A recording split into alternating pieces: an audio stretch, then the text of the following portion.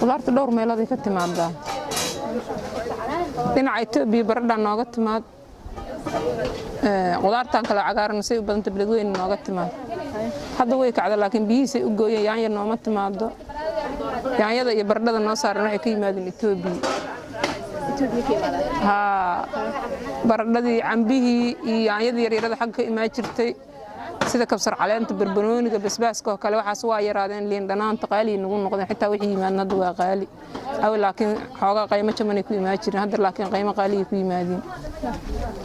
cambaha kale meesha noogu imaan jiray 30 senti adar dhibic 40 senti ku yimaad sax ku yimaad liin dhanaanta oo kale meesha boqolkiiba 3 bar ay ku imaan jirtay waxay ku timaad 4 bar ama $5 yaanyada daxaaba kale noo yeel barbanooniga oo asaguna sidoo kale meesha $1 ahaa jir waa $3 kabsartu waa $5 meesha $1 ka ahaa jirtay isticmaalka dadka waa ku asbay wixii hay markaas ran inay gataan ilaa waxay sanayna wali dooni karin waa ka isticmaal badan si fiican la isticmaali jir laakiin hadda waa iska soo gabowsay wax yar dadku hadda iska qaataan wixii badnaayo la kari jiro la heli jiro ma la helaade waa qaaliyo waali ku qaaliyo alxamdulilah hooyo barwaaqa dhacdo roob badan baa daay wadooyinku waa xirmeen baabuurtii waynu galeen hadda qudaarta tan hadda aad arkayso mid Soomaaliland baa laga keenay mid diyaarad baa lagu keenay waxa weeye qudaartu way adkaatay